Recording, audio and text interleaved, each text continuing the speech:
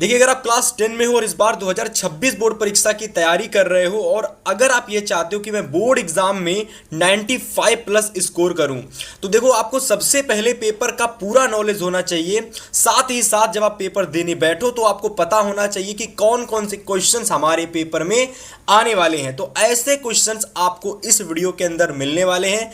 जो भी विद्यार्थी इस वीडियो को पूरा देखता है, गारंटी के साथ कह रहा हूं कि यहां पर आप लोग इसका कोड नोट कर लेना। यह क्वेश्चन पेपर आपके बोर्ड परीक्षा में भाई डायरेक्ट यहां से क्वेश्चंस पूछे जाने वाले हैं। So hello everyone, this is Hitesh भैया और आज मैं आप लोगों के लिए इंग्लिश का एक वायरल मॉडल पेपर भाई डिस्कस करने वाला हूं। देखो, जो भी विद्यार्थी इस क्लास को भाई पूरा देख लेता है, मैं गारंटी के साथ कह सकता हूं कि डेफिनेटली आप बोर्ड एग्जाम में भाई 95 प्लस स्कोर करने वाले हो। क्योंकि खुद सोचो कि आपको वह क्वेश्चंस पता चल जाने वाले हैं, आपको वह कोड पता चल जाने वाला है पेपर का, जो कि आपके पेपर में 2026 में आने वाला है। तो आप सोच सकते हो कि आप कितने ज्यादा अच्छे नंबर ला सकते हो।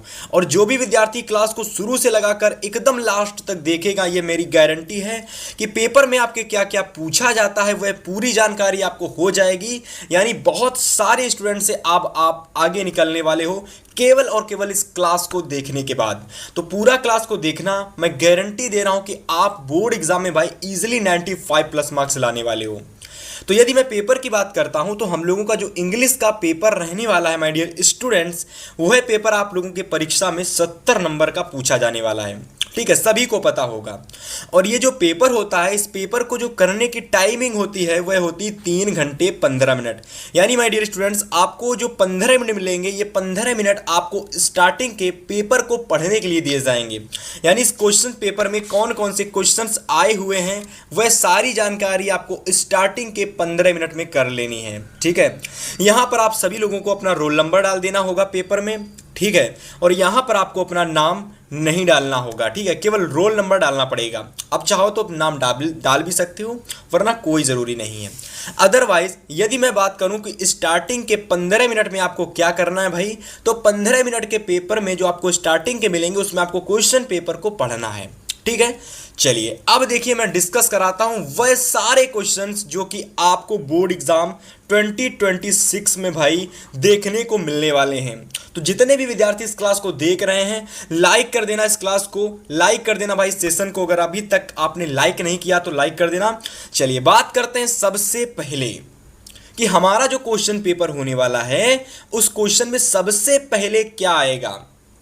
तो देखिए, सबसे पहले मैं आपको बता देता हूं कि आपके क्वेश्चन पेपर में आएगा सेक्शन ए।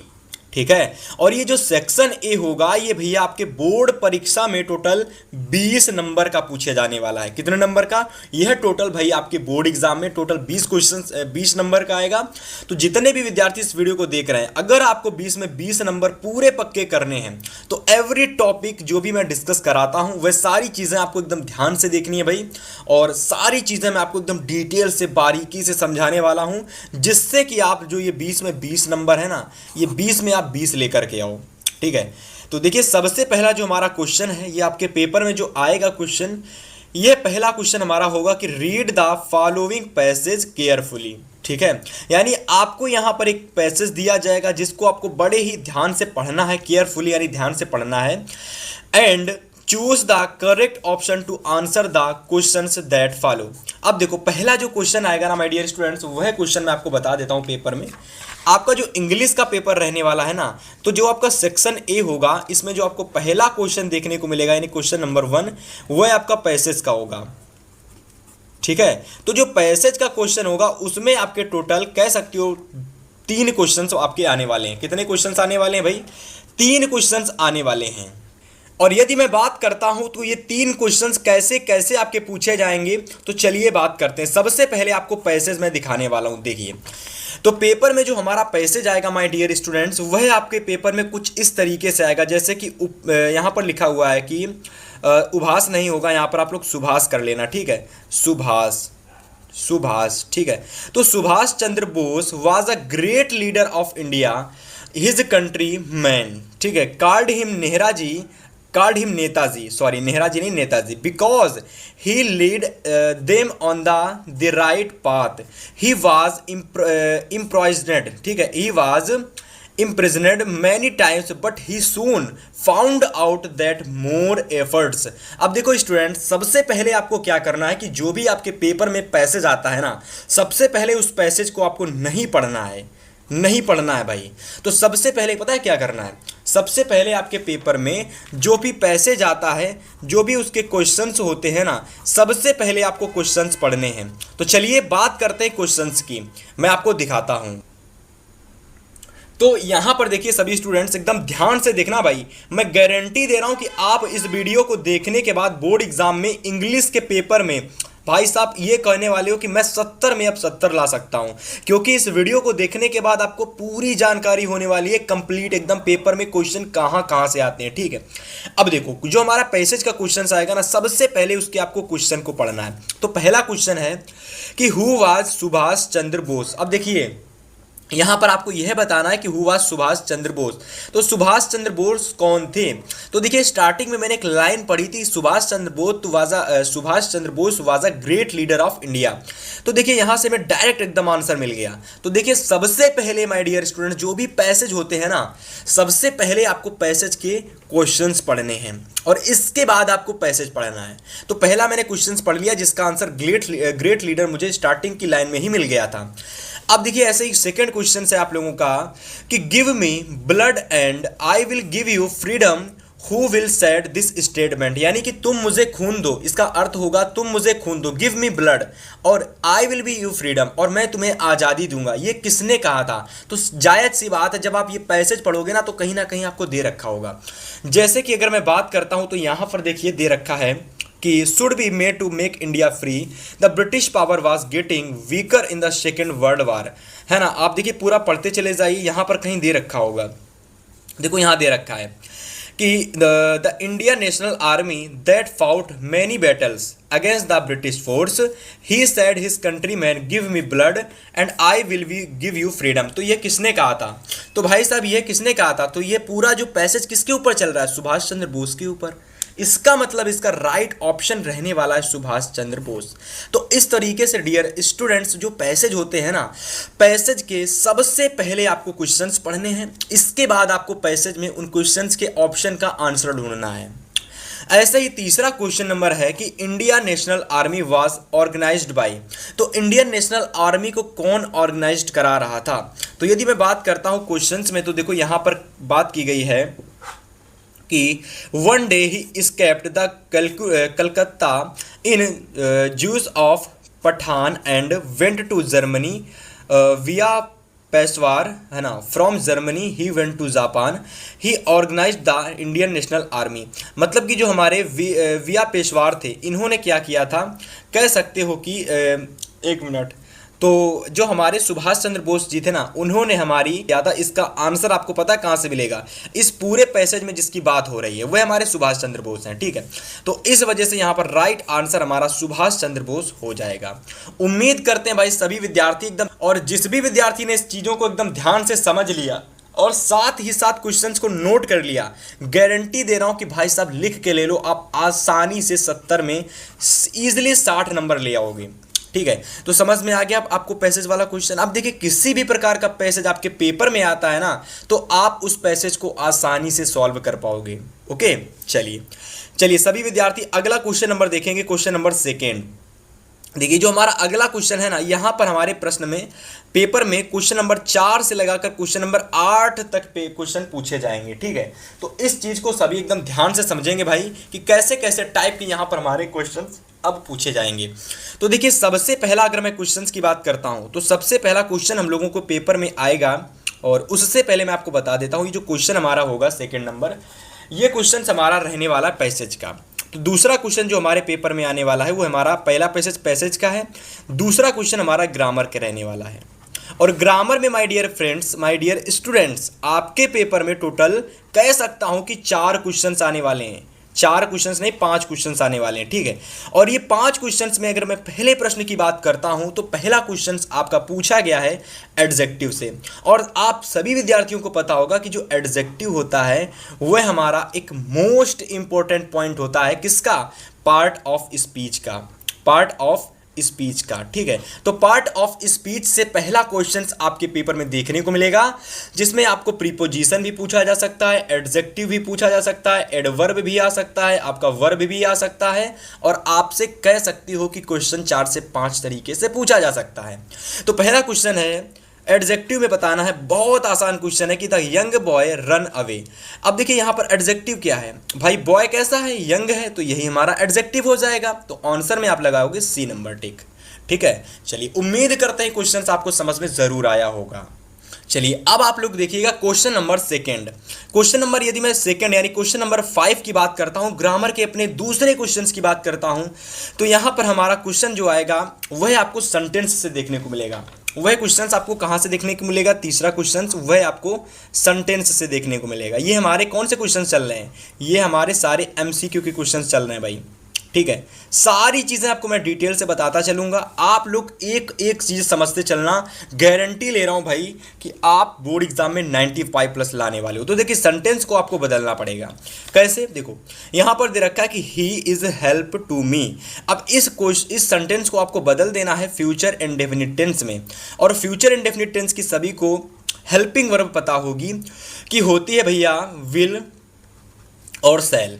ठीक है, यहां पर फ्यूचर इंडेफिनिट की बात कर रहा है तो विल और सेल होगी। तो विल सेल कहां दिख रहा है, तो आप कहेंगे कि भैया जी यहां पर विल सेल हमारा दिख रहा है, यहां पर विल भी। ठीक है, और यहां पर अगर मैं बात करता हूं फ्यूचर इंडेफिनिट टेंस में, तो यहां पर बी नहीं होगा, यहां पर केवल होगा he will help to me. ठीक है, तो ये वाला ऑप्शन हमारा बिल्कुल सही रहने वाला है। और फिर से मैं बता दूं कि जो हमारी विल भी सेल भी हेल्पिंग वर्ब होती है वह हमारी होती फ्यूचर कॉन्टिन्यूअस टेंस की। ठीक है, तो इस चीज को भाई सभी विद्यार्थी याद कर लेंगे। अगला क्वेश्चन आपके पेपर में 6 नंबर जो आएगा वह क्वेश्चन होगा आपके परीक्षा में रीअरेंज का। कौन सा क्वेश्चन होगा, रीअरेंज का। अब देखिए रीअरेंज का क्वेश्चन कैसा होता है भाई, इस बात को जरा आप सभी विद्यार्थी एकदम समझेंगे।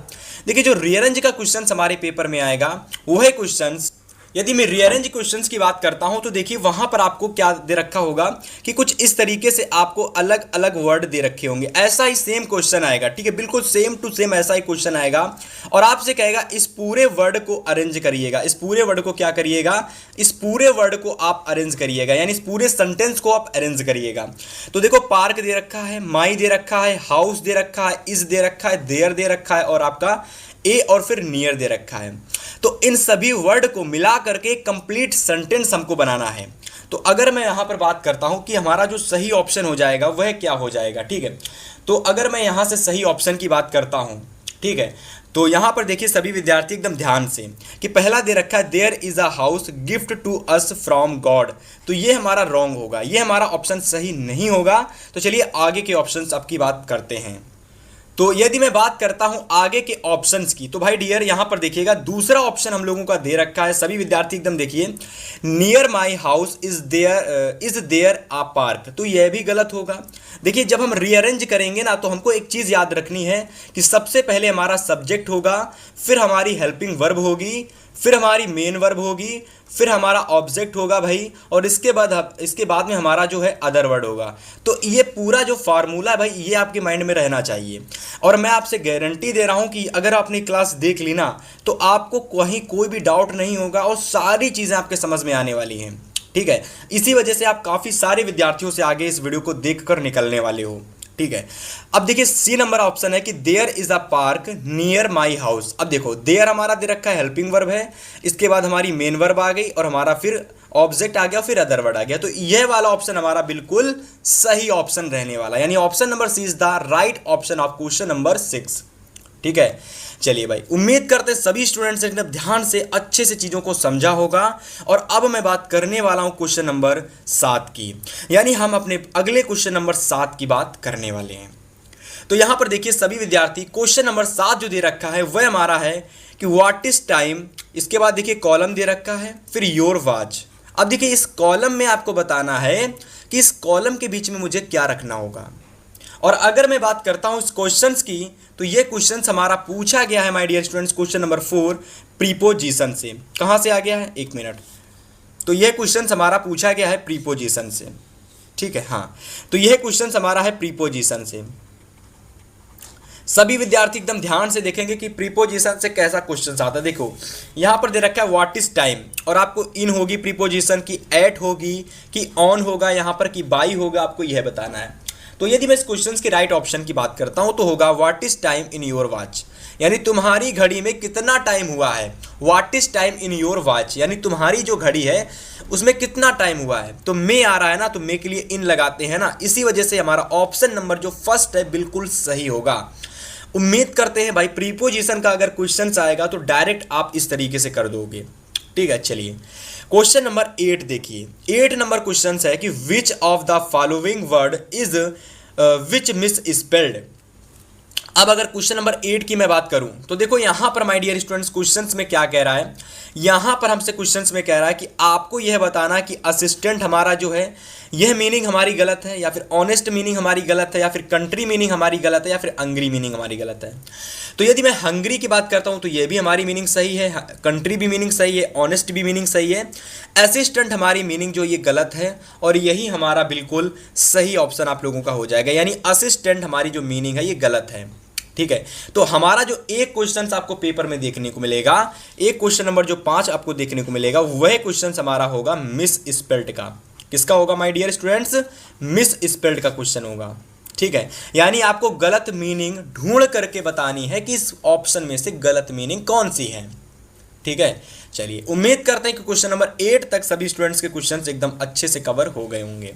चलिए अब अगर मैं बात करता हूं तो यहां पर देखिए क्वेश्चन नंबर 9 से लगाकर क्वेश्चन नंबर 10 तक, यहां पर भाई जितने भी क्वेश्चंस आपको देखने को मिलेंगे 9 से लगाकर 10 तक, स्पेशली आपको 2 क्वेश्चंस देखने को मिलने वाले हैं, और ये दोनों ही जो क्वेश्चंस आपके होंगे भाई क्वेश्चन नंबर 9 10 में, ये दोनों ही क्वेश्चंस आपके होंगे प्रोज के।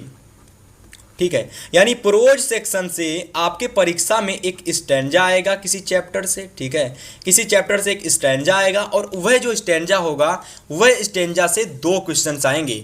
जैसे कि आप इस स्टैंजा को एक बार पढ़ना, ठीक है, आसानी से पढ़ना एकदम, और इसके क्वेश्चंस को, इस स्टैंजा को पढ़ने से पहले थोड़ा बहुत पढ़ लेना, और फिर आप लोगों को जैसे कुछ कीवर्ड्स होते हैं जैसे कि 60 पैसे, ठीक है, 60 पैसे, ठीक है, और इसके बाद जैसे कि यहाँ पर अगर मैं बात करता हूँ तो आप लोग देख सकते हो कि दे रखा है कि हर फर्स्ट जर्नी, अरे डायरेक्ट अगर आप देखोगे 60 पैसे से आपको पता चल जाएगा कि यह जो हमारा है ये हमारा लिया गया है लेंचो चैप्टर से। ठीक है, लेंचो चैप्टर से लिया गया है, और आप डायरेक्ट जब लेंचो चैप्टर की चीज़ें समझ जाओगे तो आपको ऑटोमेटिक इसको पढ़ने की ज़रूरत ही नहीं पड़ेगी, आप डायरेक्ट इसके ऑप्शन टिक कर दोगे। तो क्वेश्चन नंबर 9 हमारा यहाँ दे रखा है कि see here refers to, see here refers to. अब देखिए यहाँ पर सी हियर रेफर्स टू, आपको यह बताना है कि जो यहाँ पर जो चीज़ें रेफर की गई हैं, यानी जो लेंचो की जो वैली होती है वो कितनी किलोमीटर दूर होती है, कितने मील्स दूर होती है। तो यदि मैं क्वेश्चन नंबर 9 की बात करता हूँ तो यहाँ पर ऑप्शन जो नंबर हमारा है वह हमारा सही रह जाने वाला है। ठीक है, क्वेश्चन नंबर 9 के अगर मैं सही ऑप्शन की बात करता हूँ तो वह हमारा सही ऑप्शन हो जाएगा वैली। ठीक है, वैली। और हमारा जो ये चैप्टर, जो हमारा पैसेज लिया गया है, मैं आपको बता दूं ये लेंचो चैप्टर से नहीं लिया गया है। लेंचो चैप्टर से मुझे लगा था क्योंकि यहाँ पर पैसे की बात की गई थी, तो आप सभी को पता होगा कि जो लेंचो होता है वो पत्र लिखता है गॉड के लिए, और जो गॉड होते हैं वो उसको गॉड क्या, ठीक है, जो एक प्रकार से जो पोस्ट मास्टर होते हैं, है ना, वो कह सकते हो कि उस लेटर के ज़रिए लेंचो के पास पैसे भिजवाते हैं। तो मुझे लगा था ये भाई पैसेज भी लेंचो चैप्टर से लिया गया होगा, पर ये लेंचो चैप्टर से नहीं, ये वैली वाले चैप्टर से लिया गया क्वेश्चन है, और जिसमें पूछा गया है कि सी हियर रेफर्स टू, ये जो सी वर्ड है ये सी वर्ड किसके लिए यूज़ हुआ है। अगर मैं ऑप्शन की बात करता हूँ तो यहाँ पर ऑप्शन में आप जैसे कि जॉली भर सकते हो, आपको ऑप्शन में जॉली दे रखा होगा, ऑप्शन में आपको कहीं ना कहीं एक वैली दे रखा होगा, और एक पैसेंजर यानी ए पैसेंजर दे रखा होगा। ठीक है, और ऑप्शन में आप लोगों को कह सकते हो कि एक और दे रखा होगा एल्डर वुमेन। ठीक है, एल्डर वुमेन। तो यहाँ पर जो आपका सही ऑप्शन होगा सी किसके लिए प्रयोग हुआ है, वह प्रयोग हुआ है जॉली। यानी यहाँ पर आप लोगों का जहाँ जहाँ पर सी प्रयोग हुआ है, जहाँ जहाँ पर आपका सी प्रयोग हुआ है वह सी हमारा जो है वैली के लिए प्रयोग हुआ है। ठीक है, चलिए अगले क्वेश्चन नंबर 10 की यदि मैं बात करता हूँ तो क्वेश्चन नंबर 10 है she had to make careful. ठीक है, careful and elaborate plans for, और इसके अगर मैं सही ऑप्शन की बात करता हूं तो हर फर्स्ट जर्नी हो जाएगा। ठीक है, तो उम्मीद करते हैं भाई इस तरीके से पैसेज से पहले आपको क्वेश्चंस पढ़ने हैं, और अगर आपने एक बार थोड़ा पैसेज पढ़ लिया, कुछ उसके कीवर्ड आपने समझ लिए, तो आपको चैप्टर पता चल जाएगा कि भाई ये तो इस चैप्टर से लिया गया है। फिर वहां से आप डायरेक्ट क्वेश्चंस के ऑप्शन आप टिक लगा पाओगे, क्योंकि प्रोज से होता है, और प्रोज में आपको पता होगा कि हमको चैप्टर की हिंदी पेपर मतलब कि कक्षा में समझाई जाती है, ठीक है। तो वहां से आप क्वेश्चंस को आसानी से कर पाएंगे। चलिए अब यहां पर मैं बात करता हूं क्वेश्चन नंबर 11 से लगाकर क्वेश्चन नंबर 13, यानी 2 प्रश्न नहीं, कम से कम आपके 11 प्रश्न, 12 प्रश्न और 13 प्रश्न, यानी टोटल 3 क्वेश्चंस आपको देखने को मिलने वाले हैं। और ये तीनों के तीनों जो क्वेश्चंस आपके रहने वाले हैं डियर स्टूडेंट्स, ये आपके प्रोज के होंगे। अभी आपने कहेंगे कि भैया जी ये प्रोज के तो क्वेश्चंस थे ना, पर अब देखिए 11 से लगाकर 11, 12, 13 जो ये 3 क्वेश्चंस आपके रहने वाले हैं प्रोज सेक्शन के, ये 3 क्वेश्चंस आपके होंगे लेसन से, यानी होंगे तो प्रोज के, पर ये आपके एक्सरसाइज से पूछे जाएंगे, ठीक है। तो इस बात को आपको याद रखना है। पहला क्वेश्चन हमारा है क्वेश्चन नंबर 11 कि the postmaster was a amiable fellow. तो आपको इस कॉलम में दे रखा है, इसमें आपको भरना पड़ेगा कि क्या होगा। तो ऑप्शन को देखते हैं और बात करते हैं। यदि मैं बात करता हूं तो यहां पर जो हमारा सही ऑप्शन होगा माय डियर स्टूडेंट्स, वह हमारा होगा फैट, यानी यहां पर आप लोगों को फैट भरना है, ठीक है। चलिए आगे क्वेश्चन नंबर 12 है हम लोगों का। ये देखिए तीनों के तीनों क्वेश्चंस आपके प्रोज के एक्सरसाइज से आएंगे। कहां से आएंगे? प्रोज की एक्सरसाइज। तो प्रोज की एक्सरसाइज में जितने भी क्वेश्चंस आपके होंगे इंपॉर्टेंट, उनमें से क्वेश्चंस आपके हैं। तो होपफुली इन क्वेश्चंस को परीक्षा की दृष्टि से आप इंपॉर्टेंट लगा के जरूर तैयार कर लेना, डायरेक्ट आपके प्रश्न में आने वाले हैं ये, ठीक है। क्वेश्चन नंबर 12 है हम लोगों का कि लेंचो रोट टू गॉड।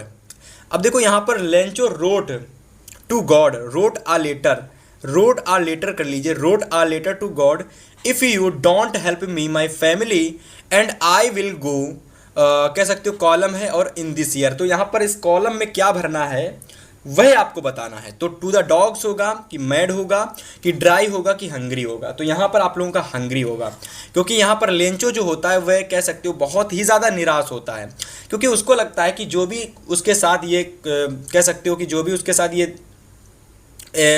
क्या कह सकते हो उसकी जो पूरी फसल खराब हो चुकी होती है, ठीक है। तो आप कह सकते हो कि जो भी उसकी कंडीशन खराब हुई होती है वह यह सोचता है ये भगवान के ज़रिए हुई है, और इसी वजह से वह भगवान से बहुत ही ज़्यादा गुस्सा होता है और भगवान के लिए एक पत्र लिखता है, और जिसमें वह पैसों की डिमांड करता है कि मुझे 100 पीसोस चाहिए हैं।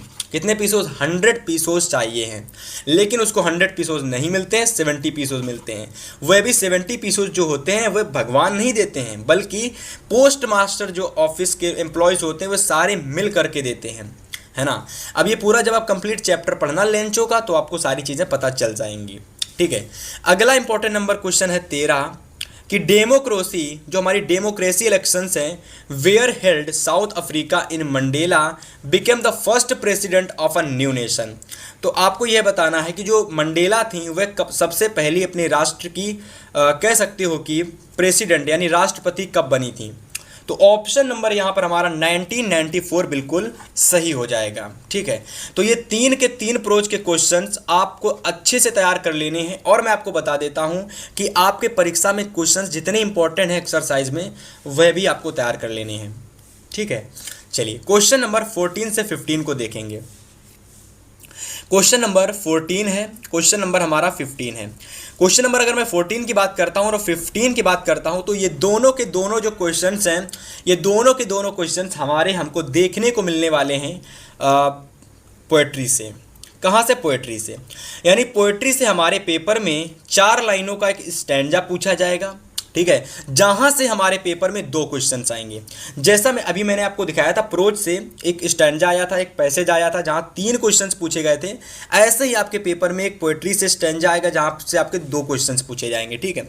तो इन दोनों ही क्वेश्चंस के कैसे आपको आंसर देने हैं और कैसे कैसे क्वेश्चंस आएंगे, चलिए बात करते हैं।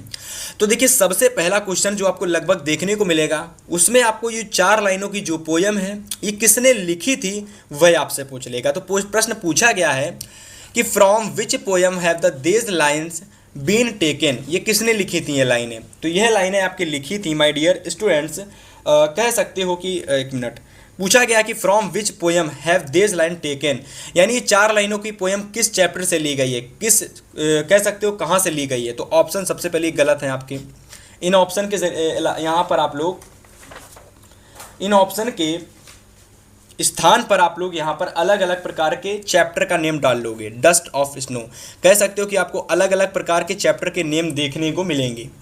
ठीक है, एमेंडा दे रखा होगा। चौथे नंबर में आपका फायर एंड आइस दे रखा होगा। ठीक है, लिख लो आप लोग, और जू लिख लो। और आपको यह बताना है, ये जो 4 लाइनों की पोयम है, say the world will end fire, some say in ice, I hold with in those who favour fire. तो आपको ये बताना है 4 लाइनों की जो पोयम है ये किस चैप्टर से ली गई है। तो यह आपके जो चैप्टर है फायर एंड आइस, वहाँ से ये 4 लाइनों की पोयम ली गई है। तो ये पोयम नोट कर लेना, बहुत ही ज़्यादा इंपॉर्टेंट है, और होपफुली याद कर लेना ये 4 लाइनों की जो पोयम है यह आपके फायर एंड आइस चैप्टर से ली गई है। ठीक है, अब देखो एक अगला क्वेश्चन जो आपके पेपर में आएगा वह यह आएगा कि इसको लिखने वाले कौन थे।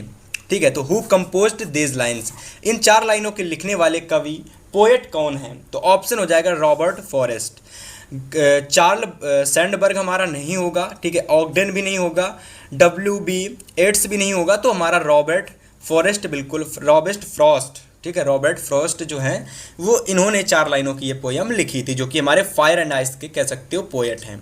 ठीक है, तो इस तरीके से भाई समझ सकते हो कि आप लोग यहाँ पर हमारे क्वेश्चंस आएंगे। अब चलिए क्वेश्चन नंबर 16 से लगाकर 20 तक, क्वेश्चन नंबर 16, 17, 18, 19 और 20, यानी ये जो 5 क्वेश्चंस हैं माय डियर स्टूडेंट्स, ये 5 क्वेश्चंस आपको देखने को मिलने वाले हैं आपकी सप्लीमेंट्री से। कहाँ से? सप्लीमेंट्री से। तो देखिए सप्लीमेंट्री के कौन कौन से और कैसे कैसे टाइप के क्वेश्चंस आते हैं, कहाँ से आते हैं, सब कुछ बताते हैं। देखो ये सप्लीमेंट्री के जो क्वेश्चंस आएंगे ये आपके एक्सरसाइज से आएंगे। कहाँ से आएंगे भाई? ये क्वेश्चंस आपके एक्सरसाइज से आएंगे। तो देखिए सबसे पहला क्वेश्चन हम लोगों का है क्वेश्चन नंबर 16, इसको नोट कर लेना, एकदम अच्छे से इसको तैयार करके चले जाना। क्वेश्चन है कि भोली वाज द डॉटर ऑफ, तो भोली किसकी पुत्री थी? तो आपको सभी को पता होगा कि जो भोली थी भाई वह हमारे रामलाल की पुत्री थी। किसकी पुत्री थी? रामलाल की पुत्री थी। ठीक है, और जो हमारे रामलाल थे इनका पूरा नाम भी आप लोग याद कर लेना, इनका पूरा नाम था नंबरदार। ठीक है, नंबरदार रामलाल। ठीक है, तो ये इनका पूरा नाम था। चलिए उम्मीद करते हैं ये क्वेश्चन समझ में आया होगा कि भोली was the daughter of Ramlal. Options देखते हैं और टिक लगाते हैं। तो यहाँ पर देखिए ऑप्शंस पर अगर आप नज़र डालेंगे ना तो आपको ऑप्शन नंबर जो डी दिख रहा है भाई, नंबरदार रामलाल, यह ऑप्शन हमारा बिल्कुल सही ऑप्शन हो जाएगा। अभी मैंने आपको जस्ट कुछ समय पहले बताया था कि आपके जो भी क्वेश्चन सप्लीमेंट्री के हैं भाई, वह क्वेश्चंस आपके बोर्ड एग्जाम से जो इंपॉर्टेंट हैं वह मैं करा रहा हूं। तो डेफिनेटली इन क्वेश्चंस को एग्जाम से दृष्टि से आपको वेरी इंपॉर्टेंट डाल करके एक अलग से कॉपी में नोट कर लेना है। ठीक है, बहुत ही ज़्यादा इंपॉर्टेंट क्वेश्चंस हैं। 17 नंबर क्वेश्चंस कह रहा है कि जो हमारी मिमी लॉजिल हैं सफर्ड फ्रॉम, ये कह सकते हो कि किस परिस्थिति से गुजर रही थी। ठीक है, तो जो इनकी जो ये जिस परिस्थिति से गुजर रही थी ना, वह आप लोग कह सकते हो कि वह परिस्थिति थी हम लोगों की the poverty of her apartment. ये भी आपकी कह सकते हो कि वह अपने अपार्टमेंट में सबसे ज़्यादा गरीब थी, ये भी हमारा सही होगा। द सेबी वॉल्स कह सकते हो, ये भी हमारा सही गलत होगा। और द ओर्न चैंस, ये भी हमारा सही होगा। तो option number A B C यानी तीनों के तीनों ऑप्शन हमारे सही हैं। तो ऑप्शन नंबर डी को मैं बिल्कुल सही लगा लूंगा, यानी all A B C option are correct. ठीक है, चलिए बात करते हैं क्वेश्चन नंबर 18 की, यानी हमारे अगले क्वेश्चंस की। अब देखो यहाँ पर हमारा जो क्वेश्चन नंबर 18 है हमसे कह रहा है कि writer of the lesson the making of a scientist is. अब देखो जो हमारा चैप्टर है the making of a scientist, आपको यह बताना है कि यह जो चैप्टर है ये किसके ऊपर था, या फिर यह चैप्टर को लिखने वाले कौन थे। इस चैप्टर में कह सकते हो कि इस चैप्टर में किसकी बात की गई थी, या फिर इस पूरे पर्टिकुलर क्वेश्चंस को ही तैयार कर लो कि right of the lesson the making of a scientist is. तो the making of a scientist is किस पर आधारित चैप्टर है? तो ये हमारा जो चैप्टर है ये रॉबर्ट W पैटरसन पर आधारित चैप्टर है। ठीक है, तो सभी विद्यार्थी नोट कर लेंगे भाई। इसके बाद क्वेश्चन नंबर 19 की बात करते हैं। यदि मैं क्वेश्चन नंबर 19 की बात करता हूं तो यहां पर क्वेश्चन है कि when the teeth awake the next morning he found. और अगर मैं यहां पर 19 नंबर की सही ऑप्शन की बात करता हूं तो यहां पर हमारा सही ऑप्शन हो जाएगा Anil had made the team. ठीक है। 20 नंबर क्वेश्चन है कि Tricki would take care a meal at any hour because his any fault was. तो इसका सही ऑप्शन आप लोगों का ग्रीड हो जाएगा, क्योंकि आप सभी को पता था जो ट्रिकी था वो बहुत ही ज़्यादा हाई मात्रा में मील यानी कि खाना खाता था। इसी वजह से क्या हो गया था, ग्रीड। ग्रीड का मतलब होता है वो बहुत ही ज़्यादा कह सकते हो कि उसको उल्टी की वोमिटिंग की प्रॉब्लम हो गई थी। ठीक है। तो देखिए स्टूडेंट्स, यहाँ तक जिन भी विद्यार्थियों ने इस क्लास को देखा है, मैं गारंटी के साथ कह सकता हूँ कि 20 नंबर के जो क्वेश्चंस आपके परीक्षा में आने वाले हैं, इसमें हर एक टॉपिक मैंने डिस्कस किया, जहाँ जहाँ से क्वेश्चंस आते हैं। एमसीक्यू की अगर ये वीडियो आपने यानी यहाँ तक अगर आपने वीडियो पूरी देखी है और हर वो चीज़ आपने समझी है, नोट की है, और मैंने जो समझाया है भाई उस चीज़ को आपने एकदम बारीकी से समझा है, डेफिनेटली आप 20 में 20 नंबर आसानी से भाई एग्जाम में लाने वाले हो। ठीक है। चलिए अब मैं बात करने वाला हूँ my dear students section B की। अब चलिए बात करते हैं सेक्शन बी की। और सेक्शन बी में आप सभी को मैं बता देता हूं कि यह हमारा बहुत ही ज़्यादा इंपॉर्टेंट भाग होता है। 50 नंबर का क्वेश्चन यहाँ से आता है आपके पेपर में, और 50 नंबर का है भाई, तो कह सकते हो कि बहुत इंपॉर्टेंट है। हर चीज़ों को एकदम अच्छे से समझना है ताकि हमारे 50 में कम से कम 45 नंबर आएँ। ठीक है। चलिए बात करते हैं सबसे पहले क्वेश्चंस की। तो देखिए सबसे पहला जो क्वेश्चंस आपके पेपर में आएगा वह हमारा होगा रीडिंग का, यानी रीडिंग सेक्शन हमारा सबसे पहला भाग होगा। और रीडिंग सेक्शन में जो सबसे पहला क्वेश्चंस आपको देखने को मिलेगा वह हमारा होगा पैसेज का क्वेश्चंस का। किसका पैसेज का क्वेश्चंस। जैसे कि स्टार्टिंग में आपके बहुविकल्पी में पहला पैसेज आया था, सेम उसी तरीके से सेक्शन बी में भी रीडिंग सेक्शन के अंदर हमारा पैसेज आता है सबसे पहले। और 7 नंबर का क्वेश्चंस आता है। कितने नंबर का? 7 नंबर का क्वेश्चंस आता है, जिसमें भैया 3 क्वेश्चंस आते हैं। कितने क्वेश्चंस? 3 क्वेश्चंस पूछे जाते हैं। तो एक बात मैं फिर से सबसे कहूँगा कि जो भी हमारा पैसेज है इसको पढ़ने से पहले सबसे पहले इसके क्वेश्चंस को पढ़ना और फिर आप लोग इसके पैसेज को पढ़ना। तो चलिए सबसे पहले क्वेश्चंस को पढ़ते हैं। तो यदि मैं बात करता हूँ तो देखिए यहाँ पर आप लोगों को क्या करना है कि सबसे पहले क्वेश्चंस पढ़ लेने। जैसे why was the shopkeeper surprised, तो आपको यहाँ पर जो भी कीवर्ड जैसे मिल गया मुझे, द शॉपकीपर सरप्राइज्ड, तो शॉपकीपर सरप्राइज्ड जैसे कि कीवर्ड यहाँ पर दे रखा है। तो बस आपको क्या करना है कि आपको यहाँ तक की मतलब कि यहाँ से आप लिखना, यहाँ तक पूरा लिख देंगे। जैसे कि अगर मैं बात करता हूँ तो आप लोग जैसे कि ही वेंट से लगा करके पूरा क्वेश्चन यहाँ से यहाँ तक, इसके बाद में पूरा क्वेश्चन आप लोग सरप्राइज तक लिख डालोगे। ठीक है। ऐसे ही करके आपको क्या करना है कि सारे क्वेश्चंस को पहले पढ़ना है, इसके बाद में उन क्वेश्चंस को आपको और पैसेज में जा करके ढूंढ करके उनके आंसर आपको लिखने हैं। ठीक है। और मैं एक चीज़ क्लियर कर देता हूँ कि जो आपके ऑप्शन नंबर यहाँ पर जो आप लोग कह सकते हो कि एक ऑप्शन यहाँ आप लोग हटा लो। ठीक है। एक यानी कि डी नंबर। देखिए 4 क्वेश्चंस आपके पेपर में आएंगे। तो देखो यहाँ पर हमारे जो लास्ट के 2 क्वेश्चंस होंगे ना, ये हमारे थोड़े अलग प्रकार के क्वेश्चंस होंगे। इसमें आपसे कोई भी एक वर्ड दे देगा और आपसे कहेगा बताइएगा भैया इस वर्ड का मीन्स क्या होगा। आपसे कह देगा सिंपल से कि ये जो हमारा दे रखा है वर्ड, इसका मीन्स आप लोग हमको बताइए कि क्या रहने वाला है। ठीक है। इसके अलावा जैसे कि लास्ट वाले क्वेश्चंस में कभी कभी दे देगा कि एक वर्ड दे देगा और आपसे बताइए इस वर्ड का अपोजिट क्या रहने वाला है। ठीक है। तो ऐसे करके आपसे लगभग 4 से 5 तरीके से क्वेश्चन आ सकता है।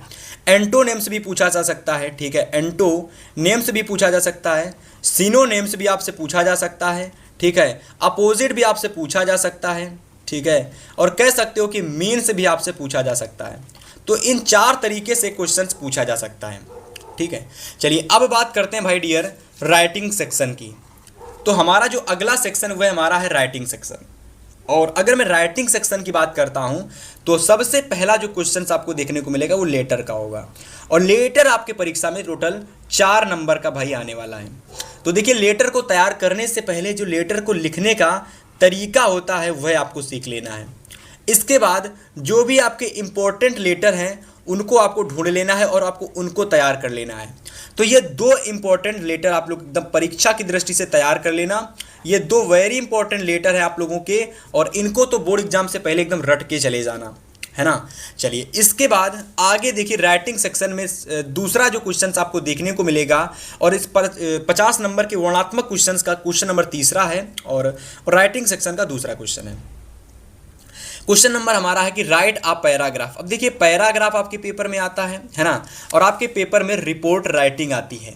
और पहले ये दोनों ही आपके एक टॉपिक में पूछे जाते थे, वह था हम लोगों का एसे। और एसे को हटा करके तीन तरीके से क्वेश्चन आता है पेपर में। रिपोर्ट राइटिंग आती है भाई, ठीक है, आर्टिकल राइटिंग आती है, ठीक है, और आपका डिस्क्रिप्टिव पैराग्राफ आता है, जिसमें से लगभग हर बार डिस्क्रिप्टिव पैराग्राफ और रिपोर्ट राइटिंग पूछी जाती है। और मैं आपसे कहूँगा कि डिस्क्रिप्टिव पैराग्राफ आप लोग तैयार कर लीजिए, यानी जितने भी महत्वपूर्ण डिस्क्रिप्टिव पैराग्राफ हैं आप उनको तैयार कर लीजिए, ठीक है। तो यहाँ पर पहला हमारा डिस्क्रिप्टिव पैराग्राफ है कि आपको a visit to a historical place पर आपको लगभग 60 से 80 वर्ड्स के अंदर आपको क्या करना है कि आपको एक पैराग्राफ लिखना है ना, जिसमें आपके जो हिंट है वो इंट्रोडक्शन है, प्लेस ऑफ हिस्टोरिकल इंपॉर्टेंस है, तीसरी हेडिंग है the historical background. In 3 heading के अंदर आप लोग अपना 60 से 80 वर्ड के अंदर पैराग्राफ तैयार कर दोगे, जिसके लिए 6 नंबर का क्वेश्चन आपके पेपर में आता है, 6 नंबर आपको दिया जाएगा।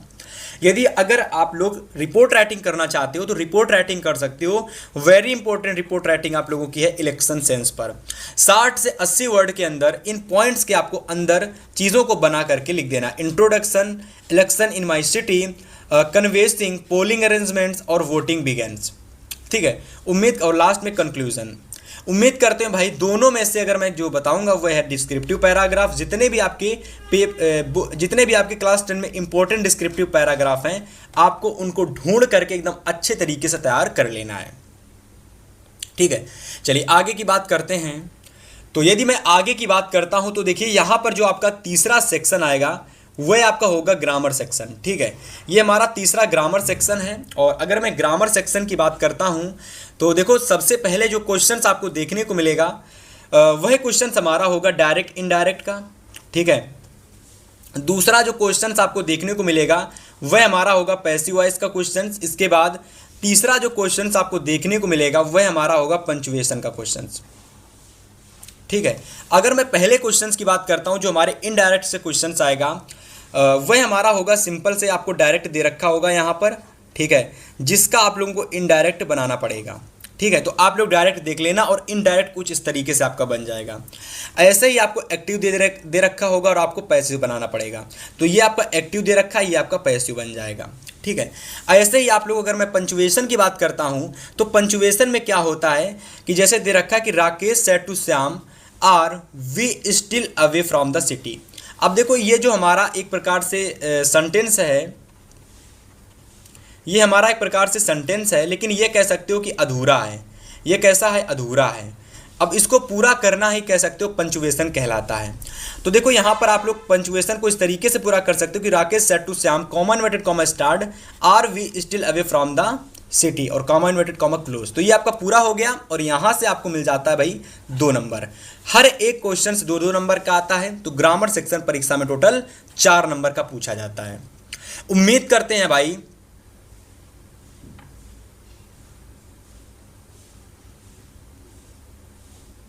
कि आपको सारी चीजें एकदम अच्छे से समझ में आ गई होंगी, ठीक है।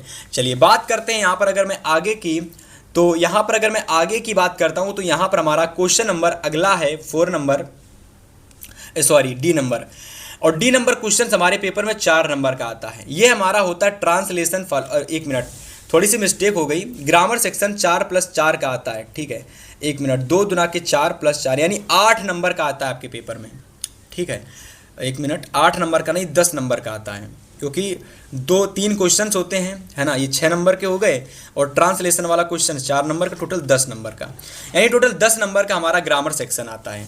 तो ग्रामर सेक्शन में भाई इसको आप तैयार कर लेना। इसको क्या करना है कि ट्रांसलेशन को आपको इंग्लिश में कर देना। ये हिंदी में दे रखा है, इसको आपको इंग्लिश में करना है।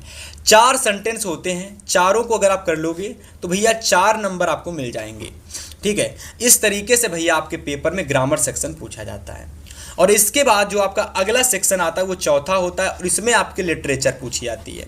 लिटरेचर में क्या होता है फिर से बता देता हूँ फिर से। क्या लिटरेचर में शॉर्ट आंसर आते हैं, ठीक है, लॉन्ग आंसर आते हैं, पोयम आपसे पूछी जाती है, सेंट्रल आइडिया आपसे पूछा जाता है, ठीक है। तो 4 चीज़ें आपको करनी पड़ती हैं।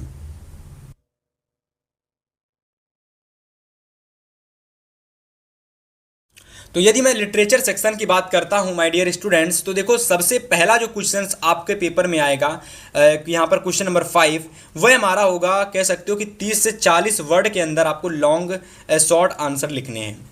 अब देखिए जो शॉर्ट आंसर हमारे पूछे गए हैं सबसे पहले आपके प्रोज सेक्शन के होंगे। किस सेक्शन के? प्रोज सेक्शन के।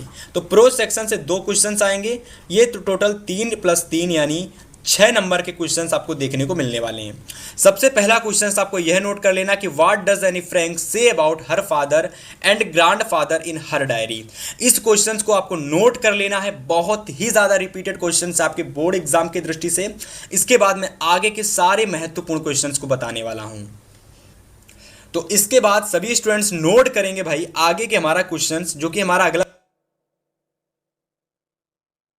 Korg differ from the Hindu main stream. तो ये हमारा 3 नंबर का क्वेश्चन है, ठीक है। अब जैसे कि आपको मैं बताऊं तो ये क्वेश्चन हमारा और में आया हुआ है, यानी पहला क्वेश्चन कर सकते हो, अगर आपको वो नहीं आता है फिर आप ये क्वेश्चन कर सकते हो, ठीक है। ऐसे ही हमारा C नंबर यानी दूसरा क्वेश्चन है प्रोज का, जिसमें 2 क्वेश्चन हैं और लगा हुआ है, तो आप इसको भी कर सकते हो और या फिर इसको कर सकते हो। हालांकि तैयार आपको दोनों ही क्वेश्चन करने हैं, ठीक है। तो आपको क्या है, 4 क्वेश्चन प्रोज के आएंगे, जिनमें से 2 प्रश्न आपको करने रहेंगे, ठीक है। चलिए इसके बाद देखिए 7 को हम लोग बोलते हैं लॉन्ग आंसर, ठीक है। लॉन्ग आंसर 4 नंबर के पूछे जाते हैं। आपकी परीक्षा में आता 2 है प्रोज सेक्शन से, करना केवल एक ही पड़ता है। तो ये एक क्वेश्चन परीक्षा में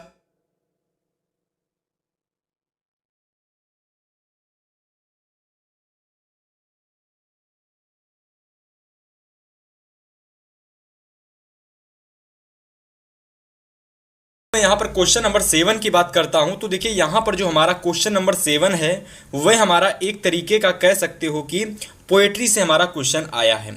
अब देखिए मैंने जैसे कि आपको अभी बताया कि सबसे पहले आपके पेपर में लिटरेचर सेक्शन से भाई प्रोज पूछी जाएगी, ठीक है। अभी मैंने आपको बताया ना। इसके बाद आपकी जो पूछी जाएगी वह आपकी होगी पोएट्री, ठीक है। क्या होगी भाई? वह आपकी होगी पोएट्री, ठीक है।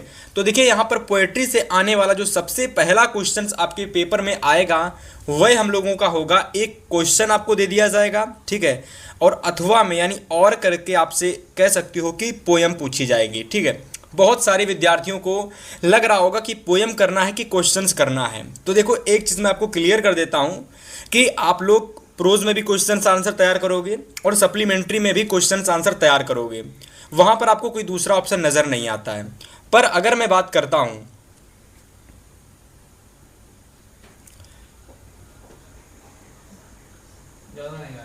बंद करो,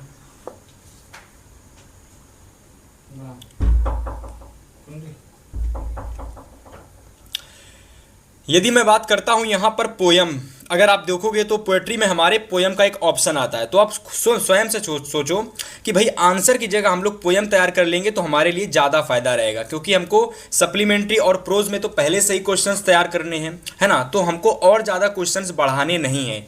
इसी वजह से हम पोएट्री में क्या करेंगे भाई कि हमको यहाँ पर पोयम वाला टॉपिक यानी पोयम वाला क्वेश्चन तैयार करना है। कुछ नहीं करना कि आपको केवल 2 पोयम तैयार कर लेनी है, ठीक है भाई। अगर मैं बात करता हूँ तो इंग्लिश की आप लोगों को अपने बुक की कोई भी 2 पोयम तैयार कर लेनी है, ठीक है। तो ये तो आपका हो गया पोएट्री का सिस्टम। यदि मैं पोएट्री में दूसरे क्वेश्चंस की बात करता हूं तो देखिए दूसरा जो आपका क्वेश्चंस पेपर में आएगा वह आपका होगा सेंट्रल आइडिया से रिलेटेड, यानी सेकंड नंबर जो क्वेश्चंस आपका रहने वाला है वह आपका सेंट्रल आइडिया का क्वेश्चंस होगा। अब देखिए तो यदि मैं बात करता हूं आगे कि आपको कौन कौन से ऐसे सेंट्रल आइडिया हैं जो कि बोर्ड एग्जाम के लिए आपको तैयार करने हैं भाई, तो देखो सबसे पहले जो आपको सेंट्रल आइडिया तैयार करना है भाई वह हम लोगों का एमेंडा चैप्टर का, ठीक है। अब देखिए इस चैप्टर का सेंट्रल आइडिया मैं गारंटी दे रहा हूं कि आपके 2026 के बोर्ड परीक्षा में ये भाई छपा हुआ है। बस इसको एकदम अच्छे तरीके से आपको तैयार करना है। गारंटी दे रहा हूं कि आप लोग बोर्ड एग्जाम में पेपर देने जब जाओगे तो आपको इन्हीं 4 सेंट्रल आइडिया में से आपको पेपर में देखने को मिलने वाले हैं। दूसरा माय डियर स्टूडेंट्स, आपको तैयार करना है द ट्रीज चैप्टर का सेंट्रल आइडिया। बिल्कुल भी नहीं छोड़ करके जाना है भाई, इस चैप्टर का सेंट्रल आइडिया 100% आपको आपके पेपर में जरूर देखने को मिलने वाला है। इसके बाद में जो तीसरे नंबर पर आपको तैयार करना है वह आप लोगों का है ए tiger in the zoo. A tiger in the zoo chapter का सेंट्रल आइडिया भाई आपको ये जो स्टार्टिंग के 3 सेंट्रल आइडिया है ना, यह आपको सबसे पहले तैयार करने हैं। इसके बाद में जो आपका लास्ट सेंट्रल आइडिया आता है फायर एंड आइस अगर आप इसको भी तैयार कर लोगे तो मैं आपसे 101% की गारंटी ले रहा हूं, 101% की कि भाई आप लोग सेंट्रल आइडिया वाले क्वेश्चंस को एकदम 100% पूरा करके आने वाले हो और साथ ही साथ 3 में 3 पूरे नंबर लेकर आने वाले हो। तो स्टार्टिंग के ये जो 4 सेंट्रल आइडिया हैं भाई 100% अगर आप तैयार कर लेते हो तो 3 नंबर बिल्कुल फिक्स हो जाने वाला है। ठीक है, चलिए इसके बाद यदि मैं बात करता हूं तो भैया 9 नंबर क्वेश्चंस आपका रहने वाला है, जो कि आप लोग एक तरीके से समझ सकते हो कि यहां से हमारी जो स्टार्ट होने वाली है भाई अब वो हमारी सप्लीमेंट्री है। यानी कि जितने भी क्वेश्चंस अब यहाँ से आपको देखने को मिलने वाले हैं वह सारे के सारे क्वेश्चंस आपके भाई कह सकते हो कि सप्लीमेंट्री के होने वाले हैं। ठीक है, और जितने भी विद्यार्थी इस क्लास को देख रहे हैं, जिन्होंने यहाँ तक की क्लास को देखा है, मैं गारंटी के साथ कह सकता हूँ कि इंग्लिश में आप 70 में 70 लाने वाले हो भाई, यानी 70 आउट ऑफ 70 स्कोर करने वाले हो, क्योंकि लगभग पूरा पेपर 100% पेपर आपको पता चल चुका है कि कैसा आने वाला है ना। कोड वगैरह नोट कर लेना भाई, यही पेपर यही क्वेश्चंस आपको देखने को मिलने वाले हैं। अगर मैं सप्लीमेंट्री की बात करता हूं तो देखो सबसे पहले यहां पर आपको शॉर्ट आंसर देखने को मिलेंगे, है ना। सबसे पहले यहां पर आपको शॉर्ट आंसर देखने को मिलेंगे, जिसमें से अगर मैं बात करता हूं तो 2 आंसर आएंगे पेपर में, लेकिन करना आपको केवल एक ही क्वेश्चन है। ठीक है, यानी 2 क्वेश्चंस में से केवल एक क्वेश्चंस का आपको आंसर दे के आना है, जिसके लिए भैया आपको 3 नंबर दिया जाएगा। ठीक है, इस चीज़ को आपको याद कर लेना है। तो देखिए यहाँ पर हमारा पहला क्वेश्चन है कि when did the tahsildar sahib come to Bholi's village. ये क्वेश्चन हमारे पेपर में भाई 101% पूछा जाने वाला क्वेश्चन है। जल्दी से इसको नोट कर लेना, काफ़ी बार पेपर में ये क्वेश्चन आपके पेपर में आया हुआ है। ठीक है, इसके बाद दूसरा क्वेश्चन आपको तैयार करना है, व्हाट डिड जो हमारी मेमेलॉजिल होती हैं, look when she took part in the ball. ठीक है, तो इसको भी आप तैयार कर लोगे, और ये दोनों ही क्वेश्चंस आपके one of the most repeated questions हैं। अगर आप दोनों तैयार कर लोगे तो पेपर में कोई भी क्वेश्चंस अगर आता है तो आप उसका आंसर आसानी से दे पाएंगे। ठीक है, चलिए क्वेश्चंस नंबर 10 को नोट करिए। अब देखिए ये जो क्वेश्चंस नंबर हमारा 10 है, इसमें देखिए लॉन्ग आंसर आपको तैयार करना है। क्या तैयार करना है? Long answer. लॉन्ग आंसर भाई कितने नंबर का आता है? तो 4 नंबर का आता है। कितने नंबर का? 4 नंबर का। और 60 वर्ड लगभग की मैं ये कह सकता हूँ कि आपको जो बोर्ड एग्जाम की जो कॉपी होती है उसमें लगभग 1 पेज में, ठीक है, 1 पेज में इसका आंसर आपको लिख के आना है। ठीक है, तो चलिए देखते हैं। और 2 आंसर आपको क्वेश्चंस 2 होंगे, जिसमें से एनी वन मतलब किसी एक प्रश्न का उत्तर आपको कॉपी पे करके आना है। चलिए देखते हैं और आपको बताते हैं।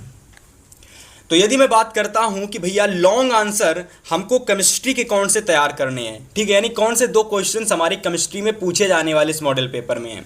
सबसे पहला क्वेश्चन है भैया ये वाला कि give a character sketch of Matilda, मतलब कि मटिल्डा का जो कैरेक्टर स्केच है भैया वो दीजिएगा। इसके बाद दूसरा क्वेश्चन आपको देखने को मिलेगा आपके पेपर में कि describe the role of Bholi's teacher in her life. ये दोनों ही क्वेश्चन आप तैयार कर लेना, गारंटी है भाई 101% की भैया यह दोनों ही क्वेश्चंस आपको आपके पेपर में भाई दिखने वाले हैं इस साल 2026 में। ठीक है, और जिन भी स्टूडेंट ने इस क्लास को यहाँ तक देखा है, अगर आपने इस क्लास को लाइक नहीं किया भाई लाइक कर देना, आपके लिए इतनी ज़्यादा मेहनत करके यह वीडियो बनाई जाती है।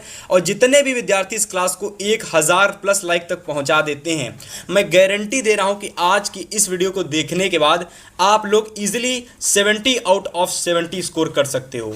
ठीक है, और मैं एक चीज़ आपको बता देता हूं भाई कि अगर जिनको रियल में 70 आउट ऑफ 70 स्कोर करना है तो हमारे द्वारा जो ई बुक बनाई गई है ना, जिनका प्राइस भाई इतना कम है कि भाई एक कह सकते हो पुअर से पुअर फैमिली का विद्यार्थी भी भाई हर एक सब्जेक्ट की ई बुक परचेज कर सकता है। एक ई बुक का प्राइस रहने वाला है, अगर आप हिंदी की ई बुक लेते हो तो हिंदी की ई बुक का प्राइस रहने वाला है 15 रुपये। इंग्लिश की ई बुक लेते हो भाई तो इंग्लिश की ई बुक का अमाउंट रहने वाला है मात्र 15 रुपये। तो जिस भी सब्जेक्ट की आपको ई बुक परचेस करनी है, आप एक बार डिस्क्रिप्शन चेक कर लेना।